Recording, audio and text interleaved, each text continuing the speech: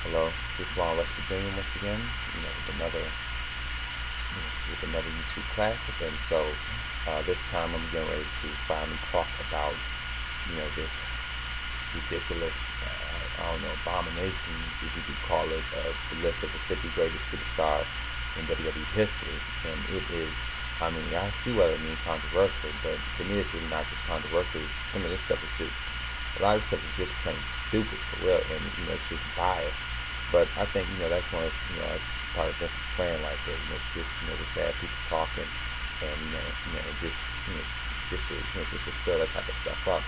And I could tell this was totally had Vince's handprints, fingerprints, and footprints all over this countdown because I mean, like as a matter of fact, you could look at the bottom of look at my description of the video, and I'll show you the top 50 that was posted by WWE, or rather voted by the superstars. Who don't who just had. I mean, I know they had opinions, but more is more so of a bias for real from them, and mm, just pure politics. And I think that just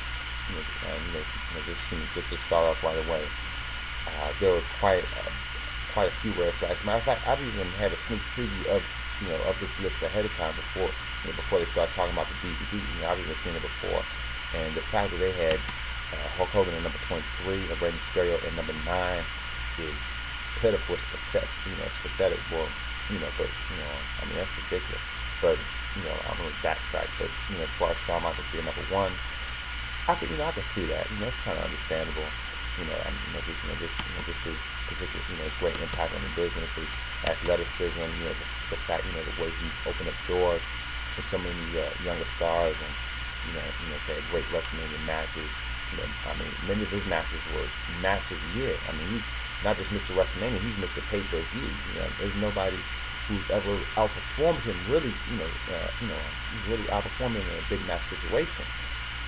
And the fact he's able to, the way he's able to bring out the best in each of his opponents is really was great. He's the first superstar to win, to win like all the major titles, the first Grand Slam champion, WWF title, Intercontinental, European Tag Team, and two-time World Rumble winner. I mean, he's the one who set the path, for all these other guys, who've won multiple titles and everything. He's the one who really set the stage for it. So I can see him being that way. Now, as far as the top 5, I might rotate that a little bit. Shawn number 1, Bret Hart or Flair number 2, Taker number 3, Austin number 4, Rock number 5. Shawn number 1, Bret number 2, Taker number 3, Austin 4, Rock 5, Flair 6 at least. Triple H 7, Hogan 8, 9, 10. The tough one, but I will say for sure, Rey Mysterio definitely won't be in the top 10. He wouldn't be nowhere near number 9. Wouldn't even sniff the top 15. If not top 20. And that's a huge red flag. That was an insult right there. Hogan, especially after all he's done, despite his politics and things like that, with the company, I mean, just the fact that he's a 12-time world champion, 6-time WWF champion, 6-time WCW champion, 2-time World Rumble winner, headliner for the first 3 WrestleManias and everything. I mean, at least headliner of the first, like 4 out of the first 5 WrestleManias. Hogan was the headliner. And of course his body slam on Andre the Giant, was a classic moment.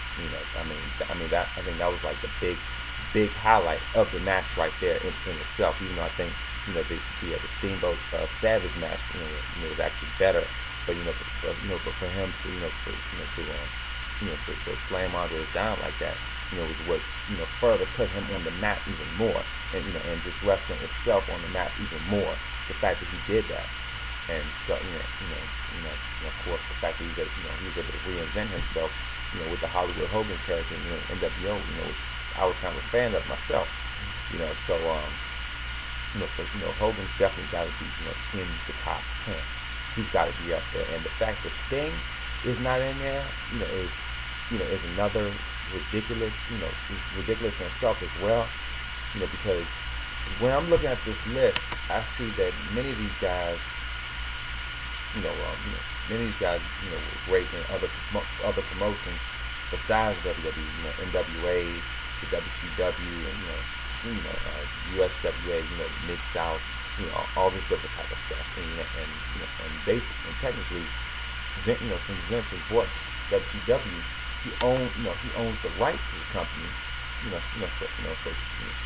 so technically, got to put Sting in there, in top 10, no question, obviously, Sting, that guy is a legend. He invented stuff, had classic, terrific matches, for guys like Ric Flair,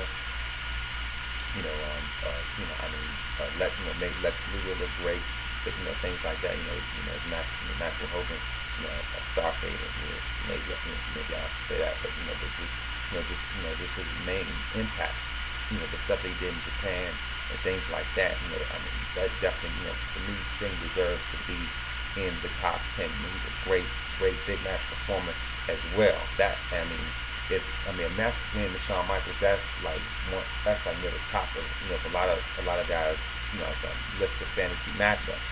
Shawn Michaels and The Rock, Shawn Michaels and Sting, Rock, Ric Flair, things like that. So, for Sting not to be in there, it's crazy. Like I said, Mysterio, I know he's great in cruiserweight division and stuff like that, but to me, he's mainly limited to that. When it comes to, when it comes to overall, being in the ranks, of the bigger guys, who have, more impact and moves, who have won more titles, have had much more of an impact to me.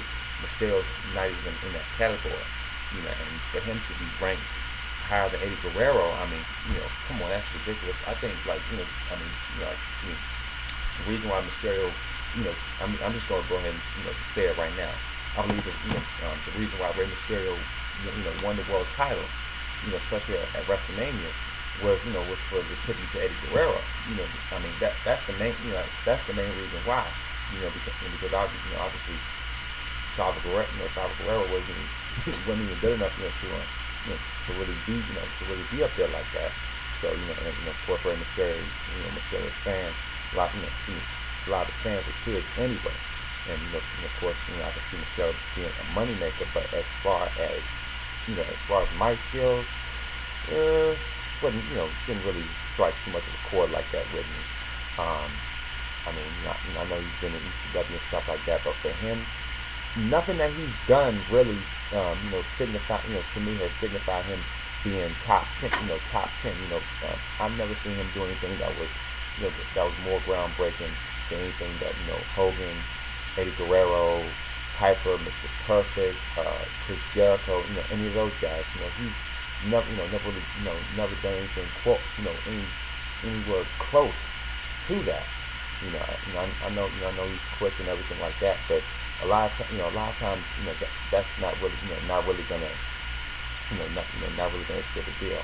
And as a matter of fact, speaking of him and Jericho, whenever I've seen them face each other, Jericho's made him look like a fool. He straight embarrassed him.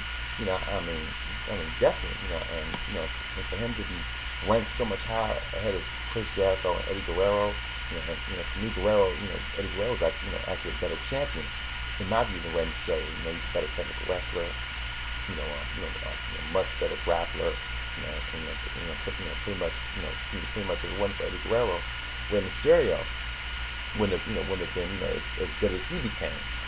So technically, Eddie Guerrero, was the guy who, was really helping Mysterio, helping put him over and stuff like that. So, if you ask any fan, who they would say was the bigger legend, especially if you ask me, by far, Eddie Guerrero, is a much bigger legend, much bigger legend than Rey Mysterio. His match with Kurt Angle, was terrific, was classic. Guerrero will be at least top 15, somewhere near the top 20, in my view. And so, so pretty soon, I might write a blog, about this list. And so, and like I said, back to the Jericho thing. For him to be number 25, that far behind Mysterio and especially behind John Cena is ridiculous. Chris Jericho is, he holds the record for most Intercontinental title reigns. 9-time Intercontinental champion, first ever undisputed champion.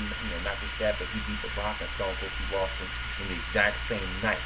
A huge, huge accomplishment. It's nothing to take lightly at all. Like I said, in WCW, in WCW, he was like the greatest cruiserweight champion of all time. Dominated that division. Dominated the smaller guys, including Rey Mysterio. Mysterio was one of Jericho's victims in WCW. As far as the cruiserweight title ranking. Now, as far as Chris Jericho created huge international following before you even going to ECW and WCW. He already made a name for himself out in Mexico. Had classic matches. Guys like Benoit, Guerrero, all those guys out in Japan. Terrific. And of course in ECW, became a big hero over there. ECW TV champion, and goes over WCW, crushed the cruiserweight division and everything like that. Goes to WWF, has one of, if not the greatest debut ever, in his promo against The Rock. And that was classic. The guy's top 5 in mic skills.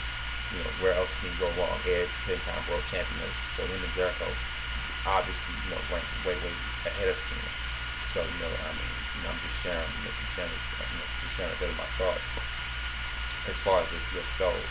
But of course, you can definitely see the list for yourself, and make your own determinations. Have your own opinion and things like that. So that's just my little, my brief overview, if you will, of the list. So thank you.